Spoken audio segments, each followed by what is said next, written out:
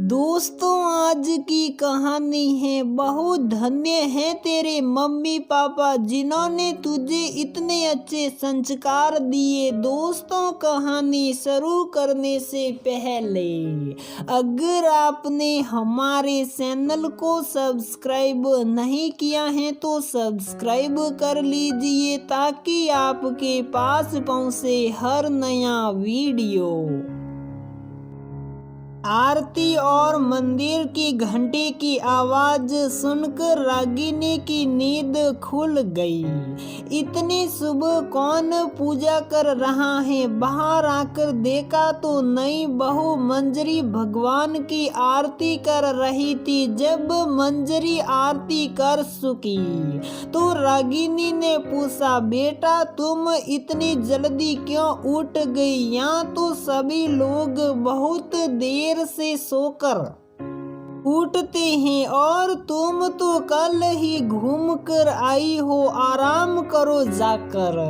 लेकिन माँ जी, मैं तो सुबह जल्दी ही उठ जाती हूँ और जल्दी ही नहा लेती हूँ। मुझे नहीं पता था मैंने आप लोगों को परेशान किया। क्षमा चाहती हूँ। कोई बात नहीं बेटा, आगे से ध्यान रखना। ये कहकर रागिनी अपने कमरे में चली गई। जी माँ जी। और मंजरी भी अपने कमरे में वापस आ गई। उसे अपनी माँ की कही बातें याद आने लगी।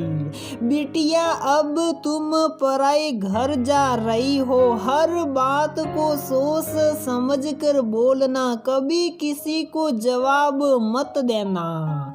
देवर और ननद को छोटा भाई बहन मानकर प्यार करना। सासू माँ और ससुर में सदैव अपने मम्मी पापा के ही दर्शन करना। सुबह सबके उठने से पहले उठ जाना और खाना सबके खाने के बाद ही खाना। तेरा एक गलत कदम तेरे ही मम्मी पापा के दिए हुए संस्कारों पर दाग लगाएंगे। आज मैं तुझे इन संस्कारों की पोटली दे रही हूँ। इसको जीवन भर संभाल कर ही रखना। बेटा मंजरी कमरे में वापस तो गई, लेकिन उसकी समझ में नहीं आ रहा था कि वह क्या करे। राजू भी अभी तक सो ही रहे थे और वो मोबाइल लेकर बैठ गई और अपनी शादी की फोटो देखने लगी। कितनी प्यारी लग रही है वह शादी में। खास मम्मी ने कोलकाता से लहंगा मंगवाया था उसके लिए। तब तक राजू ने करवट बदली। प्लीज मंजरी, एक कप चाय ला दो। बस अभी लाई। और मंजरी उठकर चाय बनाने चल दी। अभी भी सभी लोग सो ही रहे थे। मंजरी ने एक कप अपने लिए और एक कप राजू के लिए चाय बनाई और चाय लाकर राजू को दे दी। और ये क्या, राजू चाय पीकर फिर से सो गए। मंजरी फिर मोबाइल चलाने लगी। आखिर मंजरी को अब ऊब सी होने लगी और वह चादर लेकर चुपचाप लेट गई। और थोड़ी देर बाद मंजरी को भी नींद ने आ घेरा और जब आंख खुली तब तक काफी देर हो चुकी थी। अब तो मंजरी को बहुत शर्म महसूस हो रही थी कि घर के सभी लोग क्या कहेंगे। और मंजरी जब बाहर आई तो देखा सभी लोग नाश्ते की मेज पर बैठ चुके थे।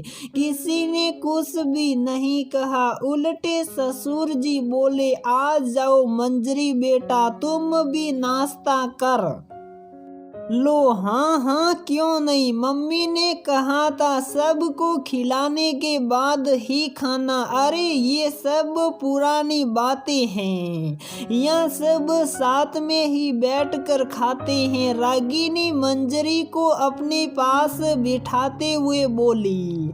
सभी लोग नाश्ता करने के बाद अपने अपने काम में लग गए। देवर और ननद दोनों ही कॉलेज चले गए और पापा और राजू दुकान चले गए। उनका अपना बनारसी साड़ियों का बहुत बड़ा व्यापार है। मंजरी अपनी मम्मी के कहे अनुसार सभी का बहुत सम्मान करती, सभी से काफी मृदु व्यवहार रखती। राजू भी मंजरी के व्यवहार से बहुत खुश रहता और ननद और देवर तो अपनी भाभी के तो जैसे दीवाने हो गए और मंजरी से बहुत खुश रहते। मंजरी को ससुराल में आकर बहुत अच्छा लगा। सभी लोगों उससे बहुत प्यार करते, बस उसको एक बात बिल्कुल भी अच्छी नहीं लगती, जो सभी लोग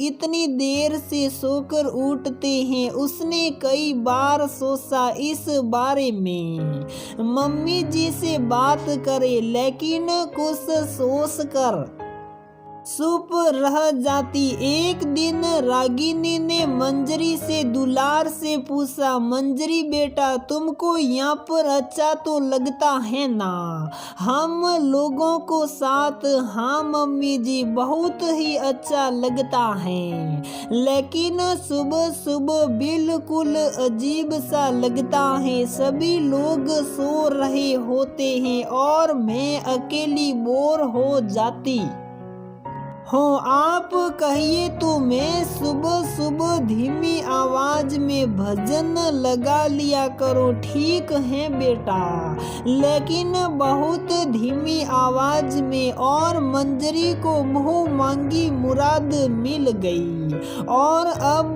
जब वो सुबह उठती और उठते ही धीमी आवाज में मीठे मीठे भजन लगा देती और जब भजन की मीठी आवाज सबके कानों में पड़ती तो सभी की नींद अपने आप खुल जाती। और ऐसा करते करते सभी लोग समय के साथ जल्दी उठने लगे। मंजरी ने कुछ भी न कहते हुए सभी की दिनचर्या बदल दी और अब तो सभी को जल्दी उठना बहुत अच्छा लगता। मंजरी अपनी सफलता पर बहुत खुश होती कि उसने अपनी माँ की संस्कारों की पोटली को भी बहुत अच्छे संभाला और बिना कहे ही कुछ इस परिवार में एक नई परंपरा भी कायम कर दी। मंजरी की सासू माँ बहुत खुश होती क्योंकि वह मंजरी से यही कहती, बेटा मैं सबसे जल्दी उठना कह करके हार गई, लेकिन कोई भी जल्दी उठने को तैयार नहीं होता था। आखिर मैंने भी हार मान ली और देर तक सोना शुरू कर दिया, लेकिन तेरे आने से इस परिवार में बहुत बड़ा बदलाव आया है। धन्य है तेरे मम्मी पापा जिन्होंने तुझे इतने अच्छे संस्कार दिए। तो इस घर की लक्ष्मी है, इसीलिए ये बड़ा परिवर्तन तेरे ही कारण संभव हुआ है। तेरा बेटा बहुत बहुत शुक्रिया। और मंजरी से ये सब सुनकर अपनी माँ के लिए हुए संस्कारों पर फुल्ली ना समाती। तो दोस्तों हमारी ये कहानी यहीं पर समाप्त होती है। अगर आपको हमारी ये कहानी पसंद आती है तो प्लीज वीडियो को लाइक करें, शेयर करें और हमारे चैनल को सब्सक्राइब जरूर करें।